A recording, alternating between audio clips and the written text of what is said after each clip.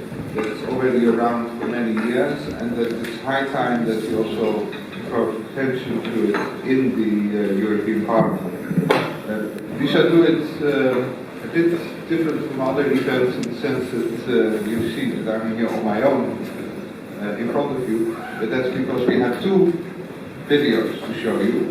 One is my colleague, Anna Gomes, from the SND, and also a member of the Bureau of the Intergroup. And she has been working on this from in Parliament before. And also she is very much engaged still at this very moment, both with the position of Roelie Post herself, but also with the subject of today, the dark side of adoption. She couldn't be here at this moment. She hopes to be here still later during the event, but she will explain that herself in a video message.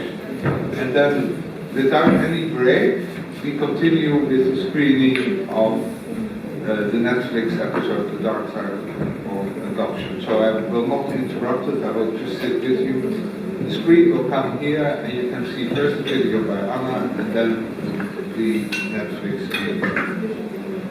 I think I leave it at this for now, and then we'll all be back up here after the video.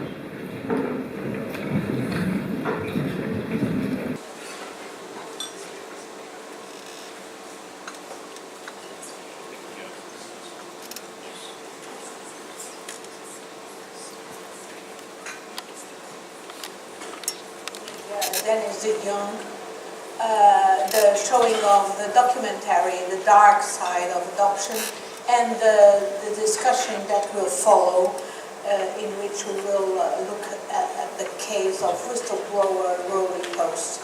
I must apologize that I'm not with you, although I'll be fully briefed on what will be the discussion, because in the meantime I was appointed to lead the delegation to the observation of the elections in Madagascar, and in view of this assignment I was not able to be today here with you.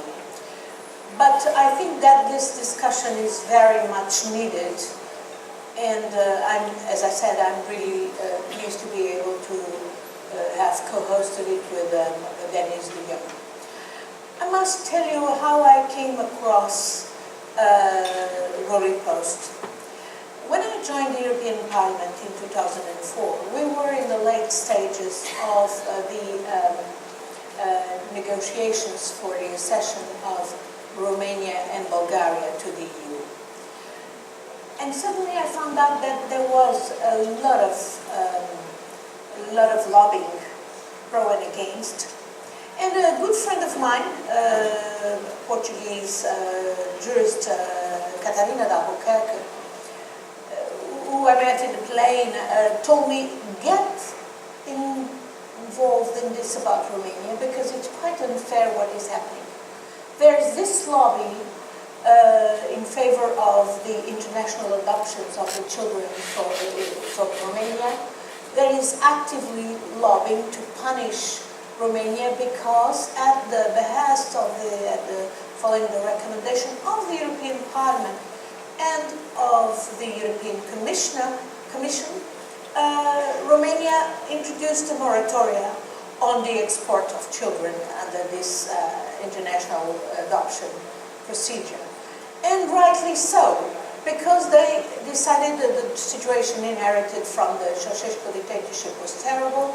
Romania had decided to embark in a program to really change the treatment of institutionalized children, namely favoring a national adoption, families that would adopt the children instead of putting them in institutions, because of course putting them in institutions was the first step to indeed ensure that then they would go in a system to export them, because a lot of people, corrupt people, would benefit from this export. And Catarina was one of the experts appointed by the Commission to assist the government of Romania in these basic changes. And indeed, things had changed dramatically. And she encouraged me to go there and see And that's exactly what I did. Especially, I did even follow concrete cases of children. There was intense lobbying by Israeli adoption entities, but as well by the Israeli government, by Italian, by French, by Spanish entities with government backing, by the US. There was even a congressman who came to see me with a rich American woman who said she had been waiting for a certain child and then that the child was in terrible condition. So I actually decided to go to Romania, follow all the way through that, the family that was hosting that child, and found out that the child was in very good health, in very good hands, in the hands of a family that loved the child. And of course it made no sense that that child, which was at that time 5 years old, would be shipped abroad, even to a wealthy, rich families. And my friend Katarina told me that indeed there were tremendous risks with this international adoption system. Some families might be well-intentioned. There were tremendous cases of fallout of families against the children that were indeed exported for sexual exploitation and other nastier purposes, including traffic of organs. And of course we could not allow this to go on in the EU, and of course definitely Romania had taken the steps to correct that. And it was really quite remarkable what Romania had achieved, and it was quite unfair that some lobbies, and there was a very active French lobby linked to a certain private group here in the European Parliament, making that as a sort of a conditionality for Romania to enter the EU, dropping that moratorium on the International Adoption Hague Convention. So this was the context in which I came across Roelie Post, because Roelie Post was the officer in DG NIR who was in charge of the program to indeed assist the Romanian government in addressing the situation of Romanian children and institutionalized children in particular. And it was really remarkable what I heard from the work of Roelie Post. She had been, I think, appointed by then Commissioner Verheugen, who had been the one steering this program. Through my colleague Baroness Nicholson, who was the European Parliament's rapporteur, who had indeed uncovered the terrible situation of institutionalized children in Romania, I learned how the Commission had worked marvelously, namely with the assistance of experts such as my friend Katarina, on contact with the amazing women. I remember Gabriela Corman and Mariela Neagu from the Romanian ministry, who have been really the steering person changing the system in Romania. And it was totally unfair indeed to make Romania pay for an exemplary progress in areas where many other countries, including mine, were not had not nearly achieved what Romania had achieved in so short time, with the help of the Commission. And Roelie Post was absolutely essential in that process. So it came to me as very alarming that she suddenly felt threatened, and even from people from outside the Commission. I'm not in doubt of her claims that she felt threatened, and that she felt that she could not even go on working in the Commission because of these threats. Because I myself experienced tremendous intimidation, abuse by these same lobbies who wanted the international adoption system to continue for good, but as well for bad purposes. That's why I took an interest in the case of Roelie Post. I am absolutely persuaded she's a whistleblower.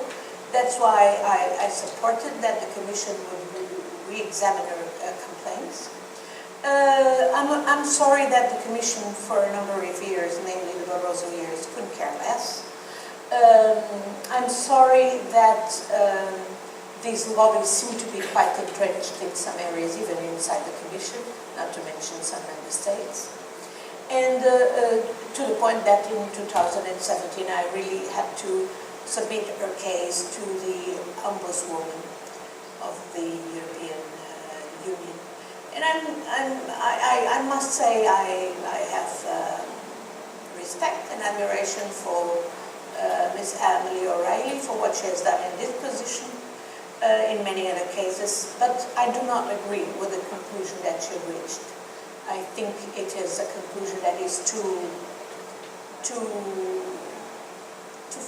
based on an administrative process, while indeed what we're talking here is about a whistleblower that has been harassed, that has been intimidated, that would require another kind of investigation, in my opinion.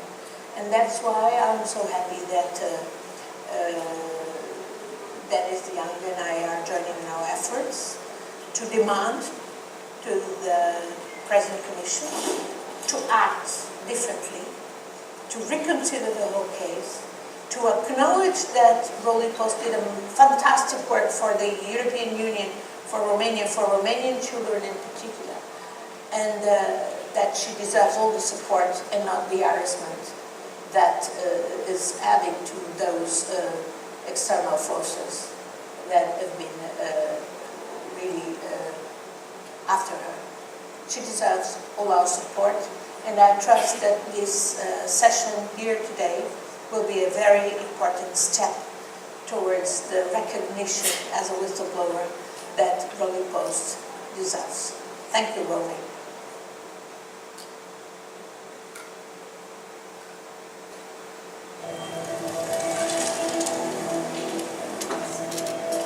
We live in a black market world. With the right money, you can buy anything.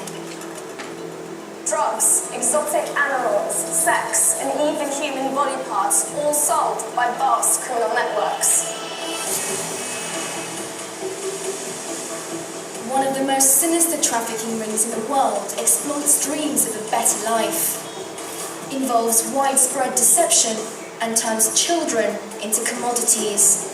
We've walked into a trafficking house. International adoption is widely seen as a morally justified way of helping the poor children of the world. Sorry. But there's a criminal underbelly feeding on this drive to do good that makes everyone it sucks in a victim. You can call it conspiracy, you can also call it organized crime. From desperate families in America who pay tens of thousands in adoption fees, I truly have felt God leading us in the adoption path. to families in developing countries who are conned into giving up their children.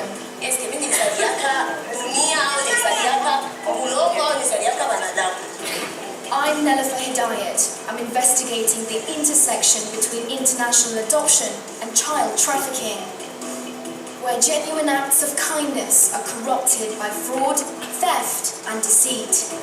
This is legit trafficking of children.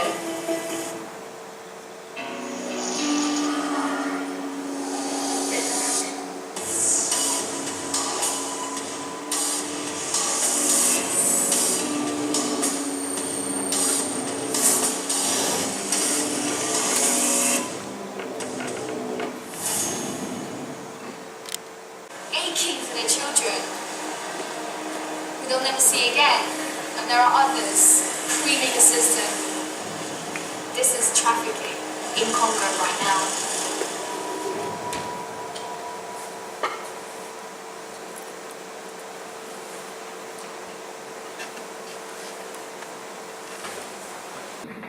Yes, there is quite a bit of silence. It's such an impressive documentary, and then we switch to talking about it ourselves, but that's, as far as I'm concerned, just as impressive.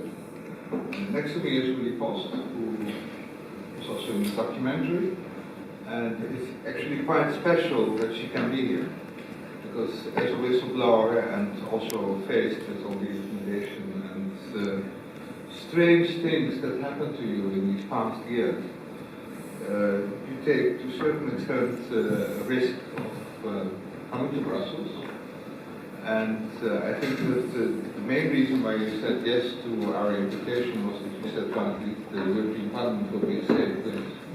I think that's a compliment to the European Parliament, and that's what we try to be, close to you. We also have in our panel Arun, who is the executive director of the NGO Act Against Child Trafficking, and is doing literally a lot of work, or has been doing a lot of work, and is still active on the against the practices that you've seen in the documentary. And also we have Martinez-Mora, who is the principal legal officer in charge of the Hague Convention on Intercountry Adoption. Very happy with you. And I think together we can have a good discussion, but also I think we have quite a bit of expertise in the room.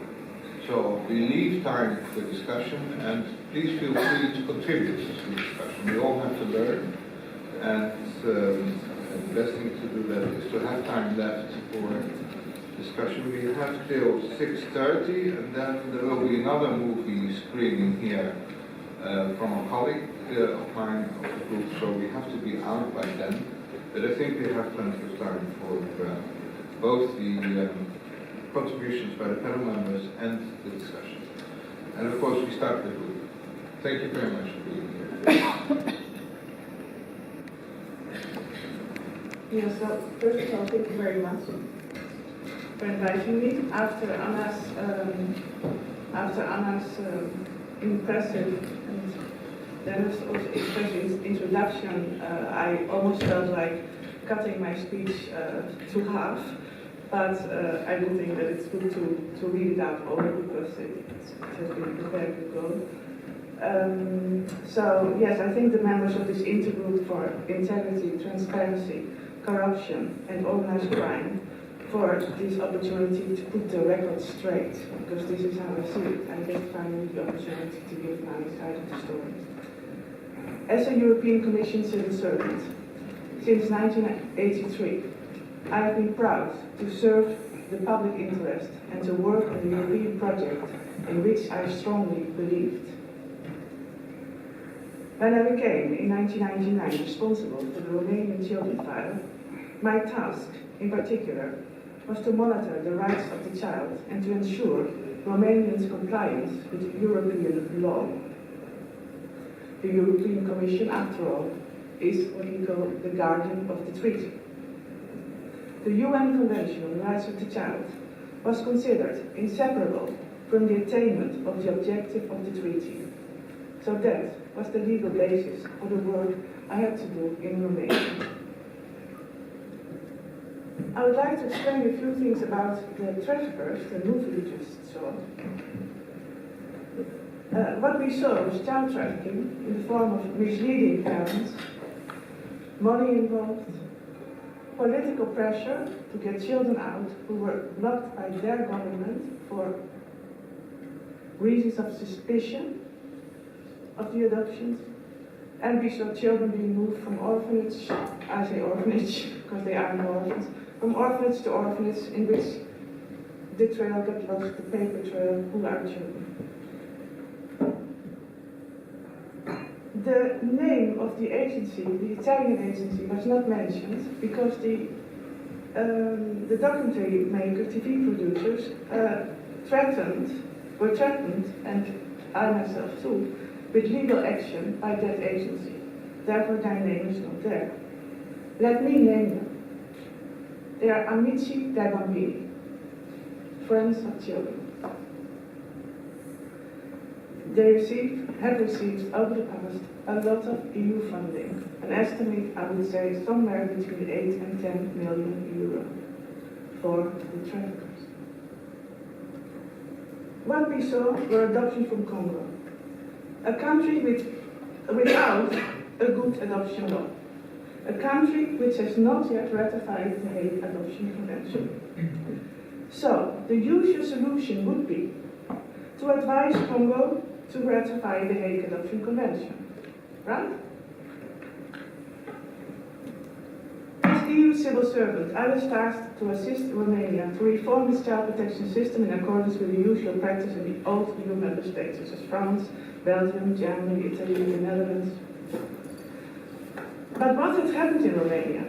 Romania, in fact, in 1997, had adopted a new adoption law, because it was one of the first countries that had ratified the Hague Adoption Convention.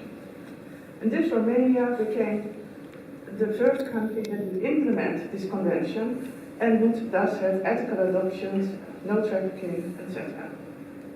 Everybody was applauding that fact, including the European institutions. But within 3 years, the number of intercountry adoptions skyrocketed from 500 to 3,000 per year. What we were witnessing was essentially the same as we just saw in Congo, where families were losing their children. In Romania, intercountry adoption under the Hague rules were made a child protection measure as part of the normal child protection. Thus, adoption agencies and child protection became partners. A market in children was created. The EU, and with this EU in European Union, I mean the European Commission, the European Parliament and the Council, were at that time in agreement that this situation was unacceptable. And Diana Gomes also referred to this situation at the time. A breach of European values. Romania was told to stop this practice as condition for becoming part of the European family. A European family that does not export its children. Bit by bit, it became clear, because this was the first time ever, the Hague Convention. Bit by bit, it became clear that the Hague Convention and the UN Convention for the Rights of the Child, in short UNCRC, were at odds. They were not the same. The UNCRC defines intercountry adoption as an exceptional measure that may only be allowed if in country there is absolutely no way at all to raise a child, and this includes foster care, residential care, a grandmother, the neighbors, any manner to raise a child. The Hague Adoption Convention, however, sees it differently.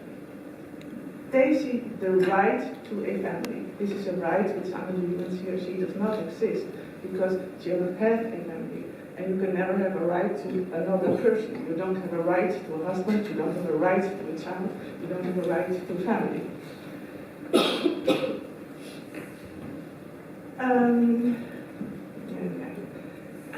And so the Hague Convention also wants permanency and sees therefore foster care and residential care as temporary measures that shouldn't last long, but needs permanency.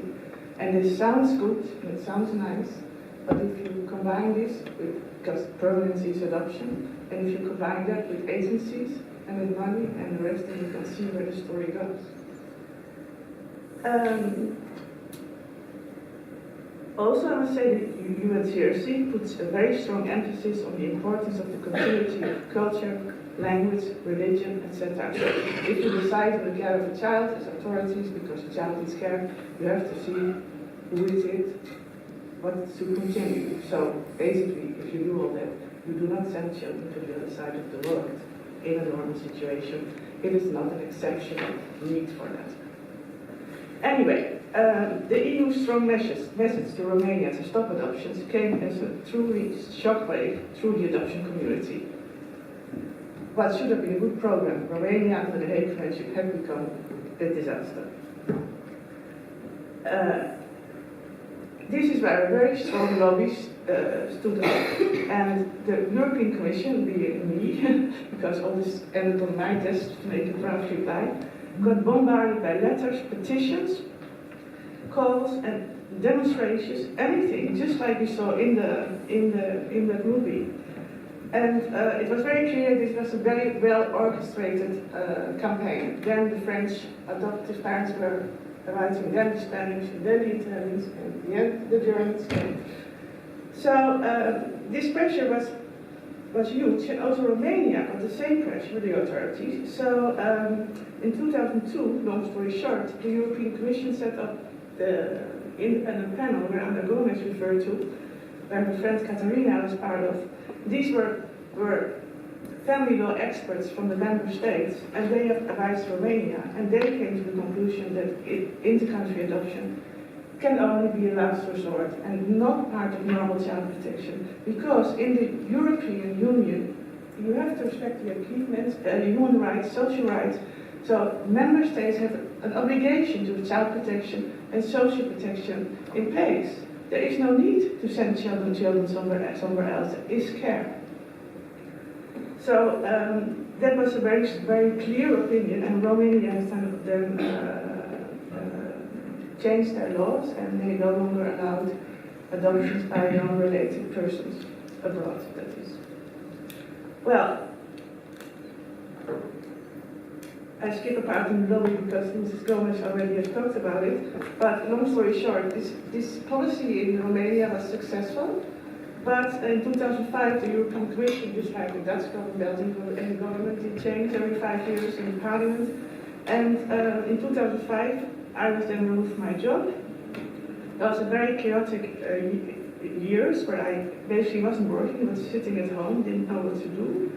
I then published a book, Romania for Export Only. The European Commission tried to force me into invalidity on psychiatric grounds, on which I blew the whistle to the Commissioner for Human Resources. Then the Secretary General, which is the highest official in the European Commission, told me that it would be better I would work against this adoption lobby from outside the European Commission, and to see how the situation would be in 5 years with the next Commission. And this is how I then got seconded to this NGO Against Child Trafficking. And this, in my view, showed already that there was something totally wrong. That normal procedures were not used. That the Secretary General, the highest official, did not feel at ease to counter the adoption lobby in-house. But instead, she used her discretionary powers to succumb to civil servants, me, to an NGO, especially set up for that secondment. So here we have a civil servant and an ambtenaar working for an NGO, serving who? Well, in my case, I've always said to myself, I still serve the public interest and the citizens, so not much changed, but there came later a loyalty conflict, because we found out that the European Commission, part of the European Commission, became part of the lobby and became putting political influence in changing regulations, in giving money to adoption agencies, etc.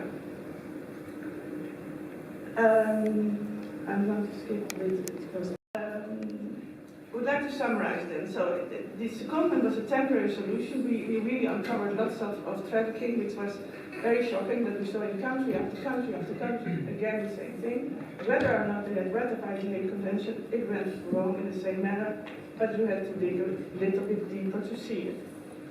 So in 2014 I went back to the European Commission because my secondment contract had ended, and like had happens with whistleblowers, people who step out to say an uncomfortable truth. I was not welcome back. I was harassed.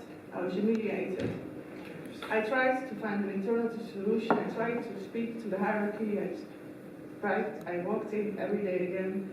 But after a while, there was no other way than to decide that in my own interest, for my own health, I should no longer walk into that office and find a solution. So I left Brussels, I left the office, I left my house, I left everything, and wrote an internal whistleblower letter. There was no reply.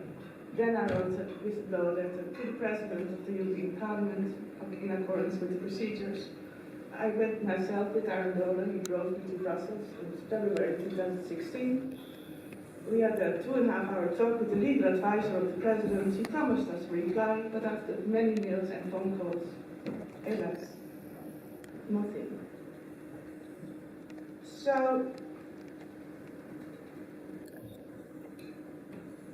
now I'm here, and to blow the whistle again about what is going on.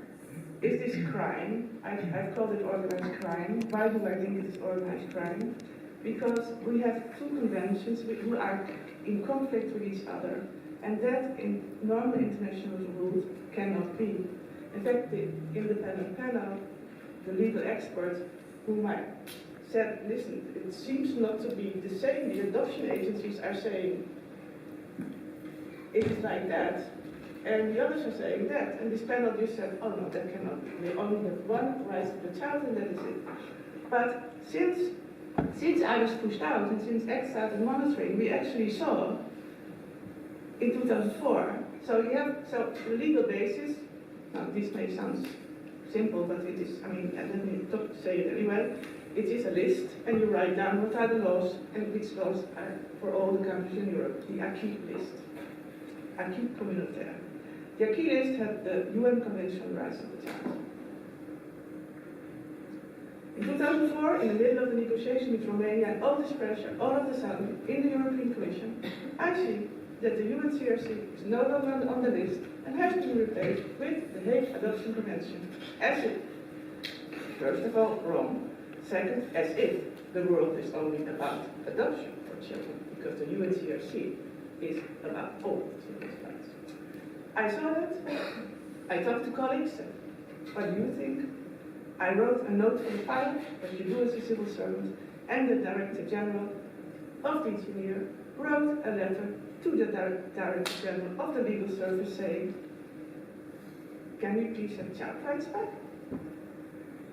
And after 3 weeks, indeed, there came the reply, oh yes, of course, sorry, he didn't know it was part, that it was related and part of the treaty. We, the legal service, we did not know. Okay. Perhaps that can happen. However, in 2012-13, Arun Dohle, in the Office of Act, says to me one day, he said, I have a feeling that the Commission has forgotten again about the UNCRC. It is applying the Hague Convention. I said, that cannot be once, not twice.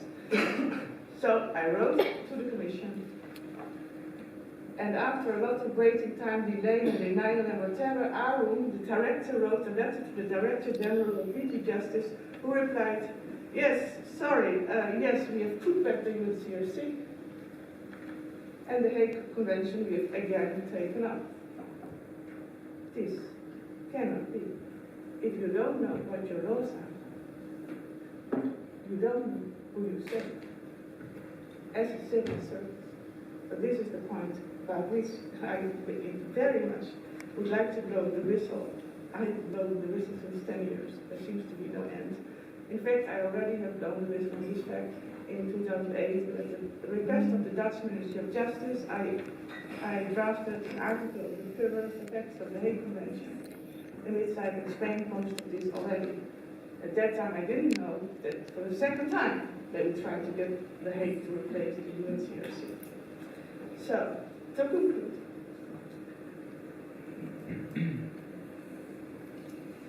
this article, The Perverse Effect of the Hague Convention, and the 10 years of work the Act has done in uncovering the scandals, which showed that there was a systemic problem. These are no incidents. It's built in the system. You can never, ever get it right. If you want to connect rich countries with poor countries, money involved, private agents, children who change their identities, no follow-up, there's no way to get that right. Trust me. I tried to find a way to do it in the right way in Romania. Nobody could find a way. So, I think it's, so in the meantime, in 2016, in the Netherlands, an independent multidisciplinary council on criminal justice and youth protection has come with a surprising advice. It advised the Dutch government to stop intercountry adoption and to replace it with helping children where they are. And to start with immediately, to start and stop, it sounds like a contradiction, to stop immediately with adopting children from EU member states, because this is actually breaking the rule. it should not be. These countries must be able to look after their children. So, I would say that as of now, if something would change, then we should all face the reality. What is in the reality happening, and not the fairy tale stories we hear. There's a need to stop the impunity, so that agencies like Amici di Bambini, who here are trafficking children in Congo, but who were also in the middle of the whole horrible lobby in the European Commission and the European Parliament, and which created the conditions that meant that I could no longer work. There needs to be an investigation of all these cases. We have to respect children's rights the way they are and not create different interpretations in order to serve a market in children. And in my opinion, that should be at least the European agenda. Anna, thank you for my kind words. Thank you. I hope it was sort of clear, but perhaps I can hear it after the next speeches. Thank you. Let's give you a round of applause.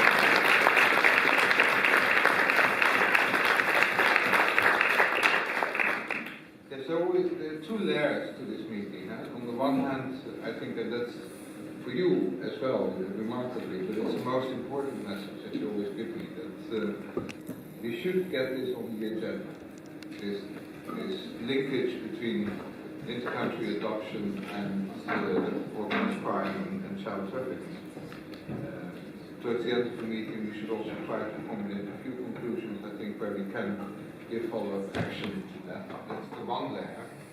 And the other layer is that since I got to know you, and especially over summer when we had time to really discuss your own situation, it's amazing how many risks you took, how no self-interest at all, just to fight this case and to be continuing the fight against child trafficking related to in the country adoption. And then at the same time we see a commission, and of course for me it's very difficult to see from the outside how far there is corruption inside the commission. It's always difficult. We have endless discussions with the commission on integrity policies. That's also part of the remit of the intergroup. But what I did try at least is to say, well, here you have a very brave woman, and you can apply all your little bureaucratic rules all the time, and maybe there, that's what the Ombudsman says, you follow the rules, but this is about more than rules. This is about a human being. And the other thing you do is dismiss the person concerned, deprive her of her benefits, and just tries to isolate her. And I think as European Parliament, we cannot allow whistleblowers to be isolated after all the efforts they've done. I've tried to do it informally. I've decided today to also go public with this, that none of the people that I approached informally for a human solution to the client of Roelie Post as a person was given any follow-up. Frans Timmermans, who is very high up about protecting whistleblowers, and I sent him a personal message. I said, can you please do something to set aside rules and just try to find a human solution for Roelie Post. Give her recognition in that sense. And the usual reply I got back was, well, I vaguely know about the case. Well, that's ridiculous, because the case is in the media all the time, and he as a Dutchman reads the Dutch media and has been in the Dutch media time and again. So that's ridiculous. But secondly, he said, unfortunately it's not my competence. It's my colleague, Winter Hedayat, who we shall see in the Budget Control Committee, and we shall continue to see this. But I've come to the conclusion that nobody in the Commission is actually willing to find an informal solution, and they refer to the complaint that you filed and have submitted against your dismissal, but to the formal procedure. And even the European Ombudsman, whom I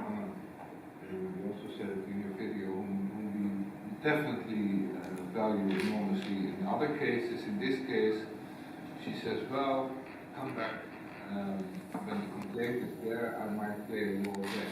That's what she does. But so far, she couldn't do it. And the chair of the Budget Control Committee is normally very active when it comes to integrity policies. Said, well, I don't think I want to bear my hands here. And it goes on and on. So the experience you have in your personal life affected you enormously. I also have on a more distant level that you see all the doors closing. And I think it's unacceptable here in Brussels, in the EU institutions, that we deal with whistleblowers.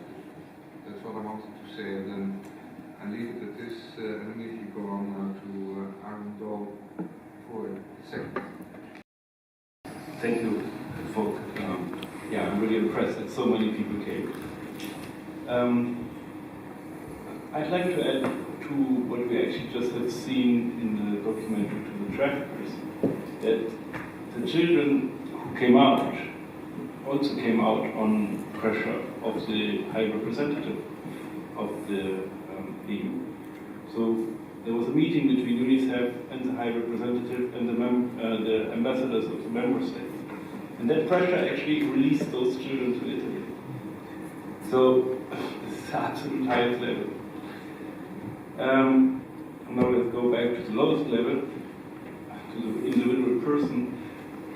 I was adopted in 1973 from India to Germany. My personal history, and very short, is very similar to what we just saw in the documentary The Traffickers. Today, in these rooms, there are more adult adoptees, some of whom have set up organizations to assist victims of these child trafficking practices.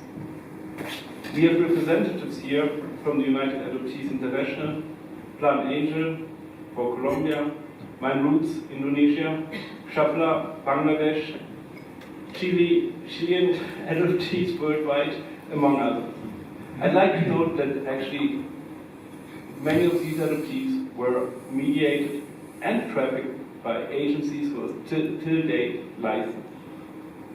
The fact that this transnational crime persists, is covered up, is not acknowledged, leads to the fact there's no financial support for the organizations who help the victims. Instead, those who traffic children, or still do, receive public funding. I'd like to note, in particular, the International Social Service, which has been the architect of the system, and now, for example, in the Netherlands, received funding from the government to help adoptees with searches. This is a ridiculous conflict of interest, and it's needless to say that there's also no compensation for the damage done to us. I got to know Mrs. Post in 2007, long after I started to dig into my own adoption story, during which I figured out that not only my adoption, but also many other adoptions were actually child trafficking. I also discovered that children were still being brutally kidnapped and sold for legal intercountry adoption. In 2006, I started cooperating with international media on such cases, and one documentary after documentary followed, exposing this legalized trade in children. Denmark, Netherlands, Germany. In 2016, I was contacted by the production team working on the series The Traffickers, of which what we just saw, The Dark Side of Adoption, was the result. In each of these documentaries, months, weeks of pre-investigation go, and lots of my work goes into that. Hardly ever mentioned.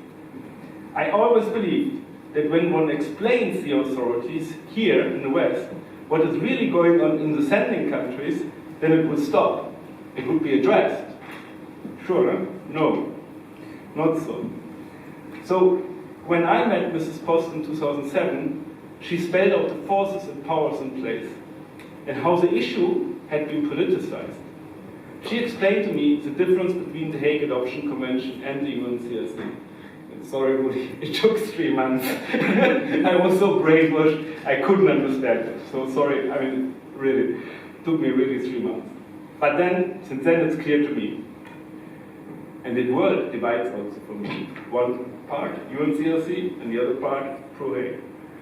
Adoptive parents.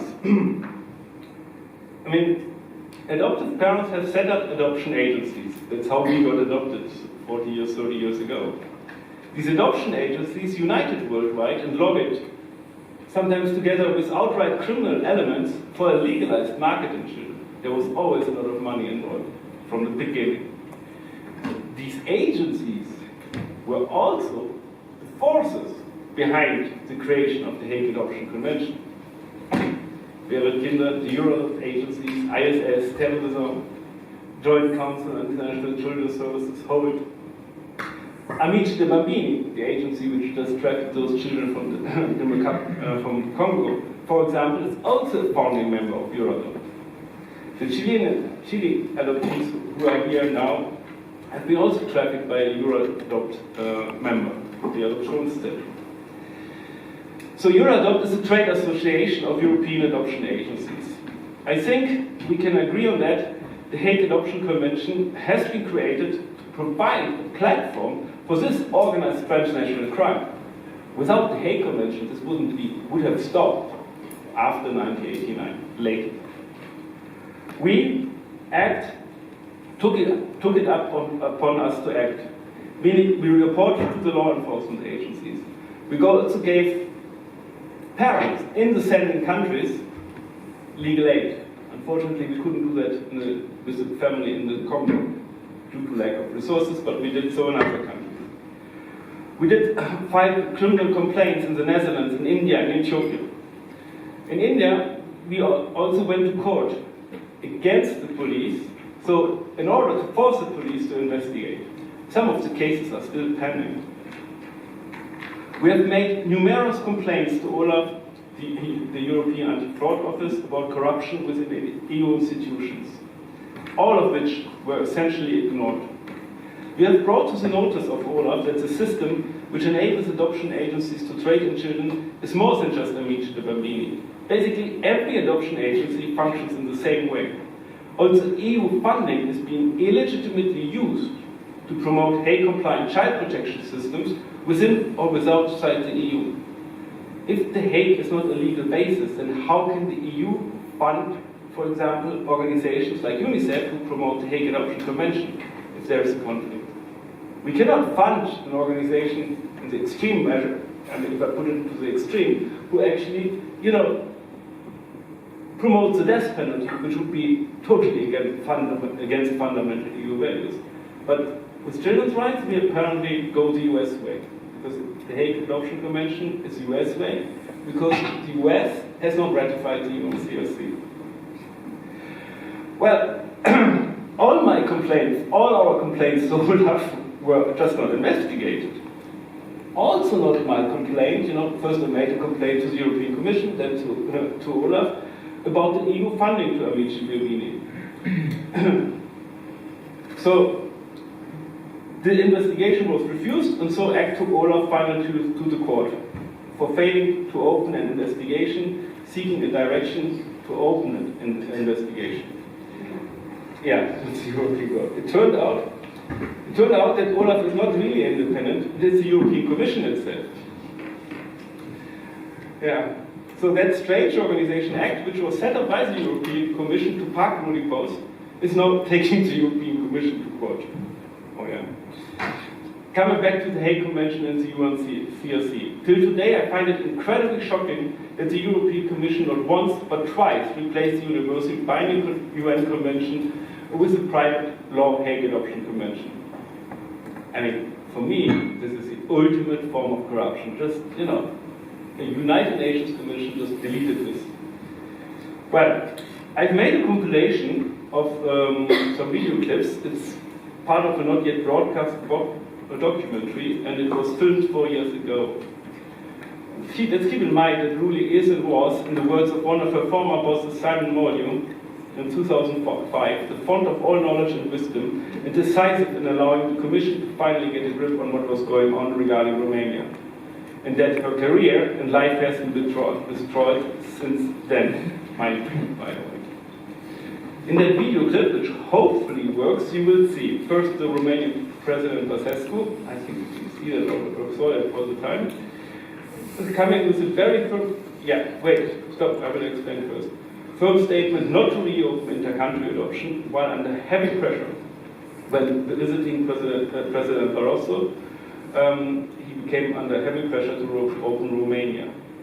And then Roelie again explaining the secondment, because I think nobody really understands that the European Commission, I say it now bluntly, in a way was very deeply involved in setting up the NGO I'm director for Against Child Trafficking.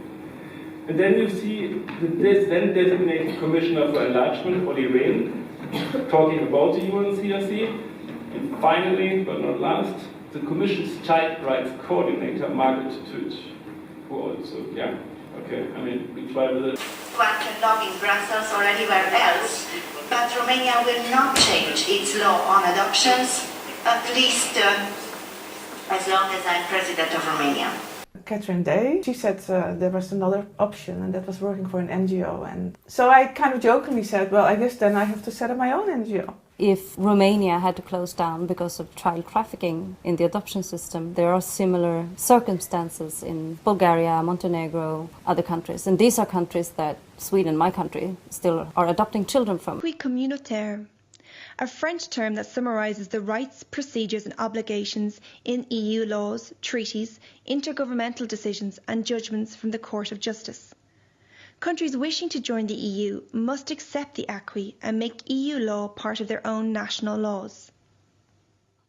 My view is that there is no reason to delete the UN Convention of the Rights of Children from the list of the acquis, because this is such an important point.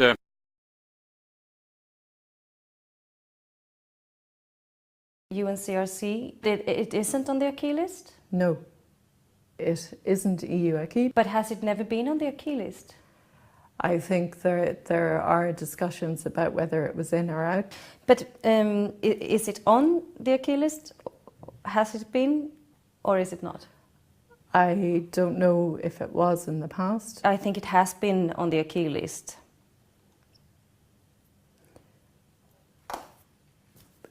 You could say it's on. Was the Hague Convention ever put on the acquis list? It was put in this document, which is a compilation of EU legislation and policy documents. It was put in there and it has been taken out. Who put it in? I put it in. Uh-huh. By mistake. By mistake? By mistake, yeah. Yeah, by mistake, conventions are just replaced.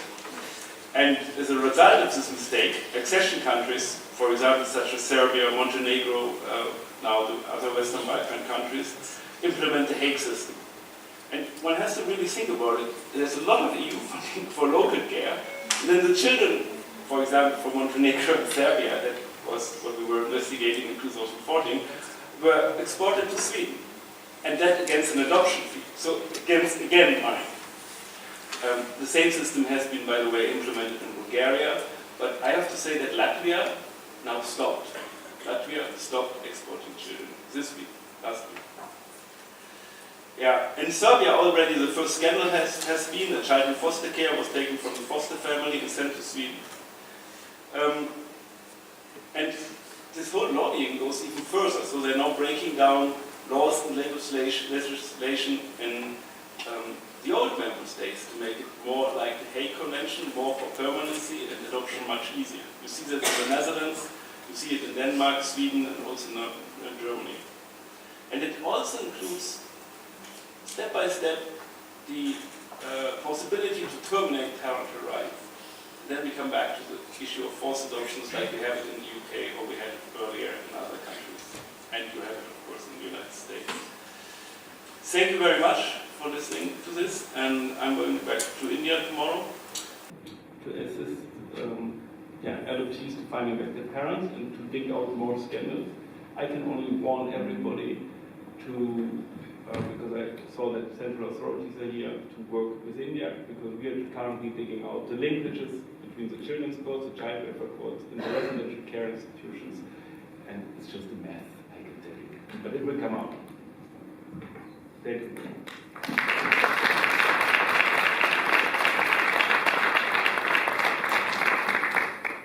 Thank you very much, Arun.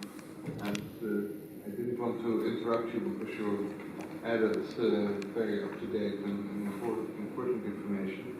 But we are a bit getting tight in time. Laura Martinez-Mora, you are on the side of the Hague Convention. I'm sure that you also want to react. Thank you very much. Thank you as well for inviting the Permanent Bureau to participate in this event. And thank you as well to Roelie and to Arun to share your very difficult and painful experiences. I think that's important. And I'm not here to say one side or the other side or to make a dualist. I think we have, I think many of you, there's things that we do agree, there's things that I have a different or a slight different point of view. I had taken some notes, I had some notes, but I think I'm just going to pinpoint some of the things. The first thing that came into my mind is here is seen, the 93 Hague Convention is seen as promoting adoptions, intercountry adoptions. If you put me in the same seminar in the USA, the 93 Hague Convention will be seen as banning adoption. Interesting. The other thing, we are also looking at intercountry adoption. But should we also look, at least in Spanish, at what happens at domestic adoption level? Is this an issue of intercountry adoption or is it an issue of adoption? Because there have been abuses at national and domestic levels in many countries. And let me go a bit more further. Is this an issue because there is money, and the problem in adoption is because there is money involved? If it was like other maybe child protection measures like foster care where there is less money involved, we will have less problems. But if we look, one of the biggest problems that we are seeing is that there is a lot of money going into institutions. And one thing that is clearly, and I have seen with many studies, is that the institutionalization of children, even if it's with all guarantees, is the worst thing that we can do to a child. Therefore, what do we have?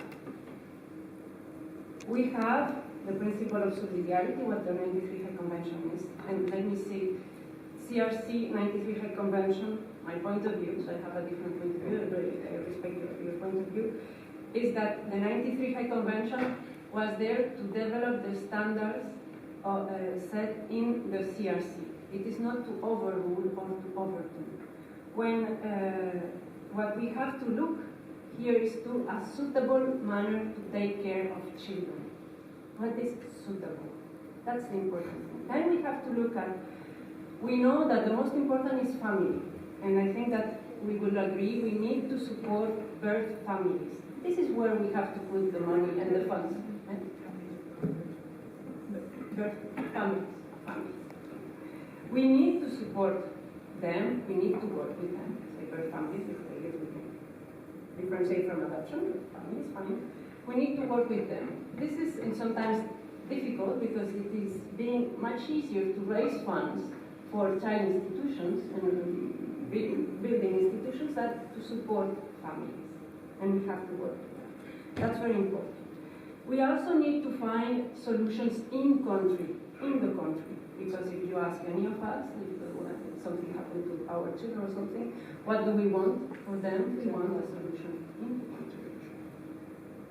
And as well, it is true that if we look at people, permanency, for some permanency is also important. So there it's an issue of not black and white, but it's an issue as well to see case by case what is the situation of a person, of a particular child at this person. Some other things that I wanted to say, I do agree that there shouldn't be any political pressure on intercountry adoptions. That's not, that's really a problem. I want to emphasize that the 93 Hague Convention was drafted because there were abuses, many abuses.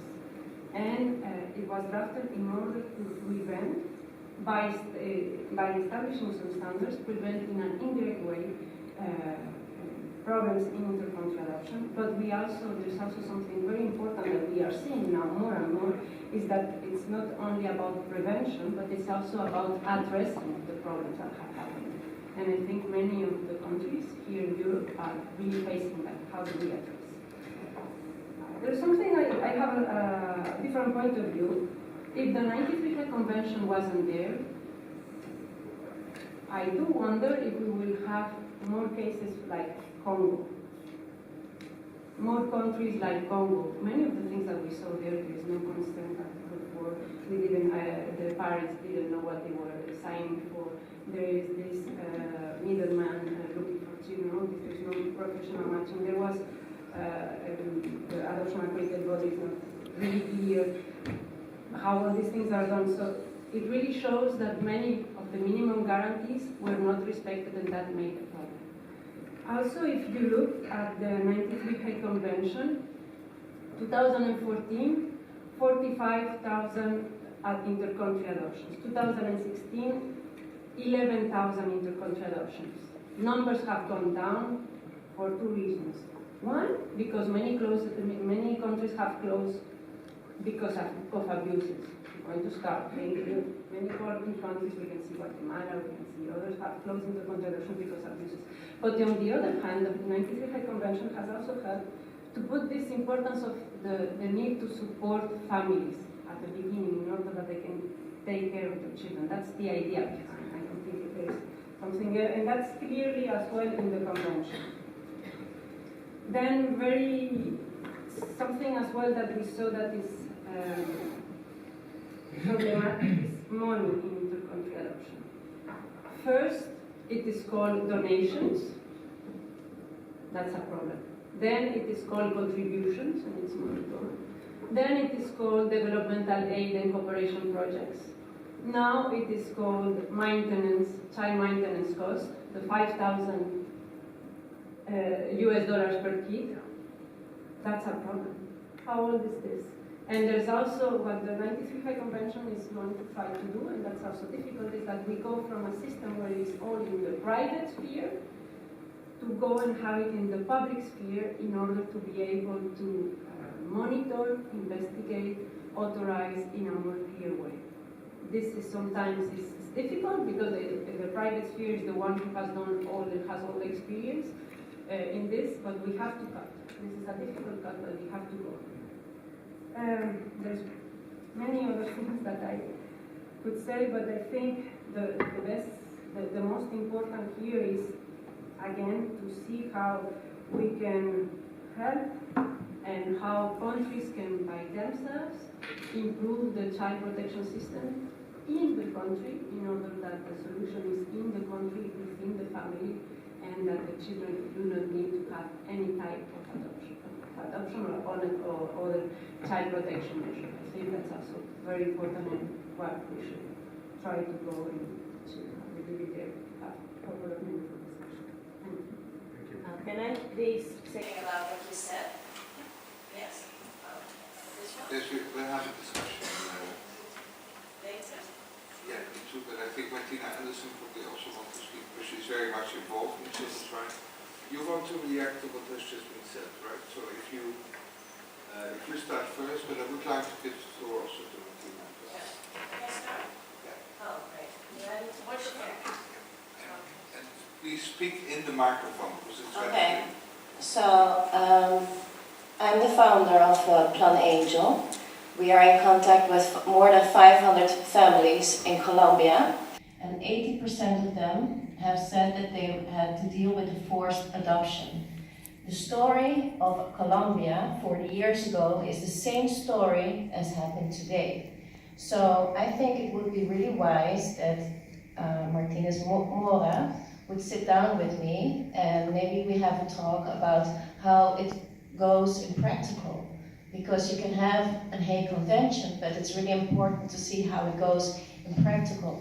We are all here adopted, and on paper we were made orphan because of the Hague Convention. So I think it's really important that if you want to make any statements about countries and how good it goes, it would be wise that you also sit down with the organizations that do the field work, you know, in the country itself. So that's what I wanted to say.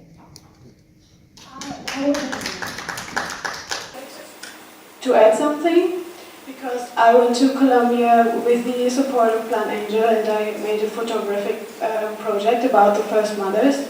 So I brought you a gift Mrs. Martinez, so that you can see those mothers. I included 2 mothers who were ripped off their children under the Hague Convention, so you cannot say anymore that's something of the past. It's still happening today, and I brought that to you so you can think about really good what you want to do in the future. Thank you. And I think that what would be interesting for me to understand is, maybe you can later react to that, is this use of the Hague Convention or are these the rules of the Hague Convention? That I think is something that we should also make very clear. Martinez. First of all, I want to thank Dennis and Anna for bringing all of you here and facilitating this opportunity for not just the video, but also the panel. And I'm aware that there's a lot of you around me with experience and knowledge that I personally don't have. But I just want to pick up on the point that you mentioned that this was 40 years ago. In some places in Ireland, it dates back longer than that, and it strikes me that we have got a commission who have got commissioners from all over Europe that have got a legacy problem that their country has not dealt with. And the whole issue of trafficking children in Ireland, Linda Dillon is the Sinn Féin spokesperson on victims in the north of Ireland, and we both met with a couple of men who had been adopted recently in Stormout buildings, and they started to recount the stories to what happened to them in their journey, and multiple birth certificates and the denial of their documents. And some harrowing stories in Ireland, for instance, like there are 35,000 inmates in mother and baby homes, who were unmarried mothers, whose children were effectively stolen from them, taken from them. Some of them who died were buried in cesspits in places like Toom. Parents who tried to find, mothers who tried to find their children were told that they had taken their lives. Some of them had been sent to America and Australia. And we're dealing with a problem, a legacy problem that Europe hasn't dealt with its own history. And I think that's part of the cover-up, the collusion that is taking place in not confronting the problem. I want to thank you for bringing us this film and the panelists, and your strength of your conviction as a whistleblower and as someone who has been adopted. You have certainly brought to me information that I apologise that I hadn't been as aware of, the problem with the Hague Convention, and it needs to be recognised for how it has been described here tonight and the difficulties that there are with it. But we also need to know that within our member states, like the mother and baby homes were run by nuns and priests and the clergy. Now, this is not just the issue of the clergy in Ireland, but the state and the separation of church and state and the role of the church and state. But the EU's responsibility to make sure that those people who need to find out the truth about what happened to them and the investigations that need to take place so that some kind of closure, if that is possible, can take place. But it's never going to take place if it's being spread in the way that we see it's happening today with trafficking and slavery of children. It's barbaric and it's wrong. And for you all to know that there are MEPs in the European Parliament, and Dennis and Anna are two doing remarkable work to try and to expose the whole issue of corruption and transparency. But maybe at some stage we might have time, because I know, Dennis, you're conscious of another film going to be shown here. But we need to look at how we can bring about initiatives that can capture all that has happened in the past and the wrongdoing and what you have been subjected to, and your parents, and all that you have gone through. And the only thing we can say, you don't want tea and sympathy, I know you don't want comfort, but hopefully there's enough of us MEPs here in the European Parliament that care. Yeah, can I just respond to that as well? You know what is important is that a lot of things went wrong in the past, but there is no recognition and we are not being helped. The Dutch government don't want to spend €1 on us in order to fight our families, and that's just disgusting. Thank you both very much. I think that with that is in mind, and I shall conclude in a few minutes, well actually 1 minute. But Anna, you wanted to make a very short presentation. Yes. I was not supposed to be able to come, but I could, and I'm very pleased that you all are here and have been exposed to the information, relevant information that Roelie and Arun have been compiling. And I can only say that I have felt the lobby that is misusing the Hague Convention. I'm absolutely persuaded that the Hague Convention was made with good intentions, but the fact is that it's been misused in the most perverse way, and we cannot continue to be in denial. So I'm really grateful that, because Dennis and I thought that we have to support Roelie as a whistleblower. We brought this meeting here together, but we need to, as Martina has just said, to take stock from today. We need to really engage and support them and uncover all the victims, children, but as well the parents, and indeed make Europe and European countries be accountable. Thank you very much.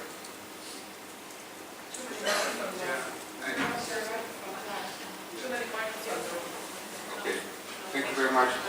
I would like to give everybody the floor, but we are really being kicked out, I think, by the next host.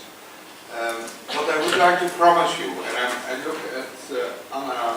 Anna, can you just nod if you agree?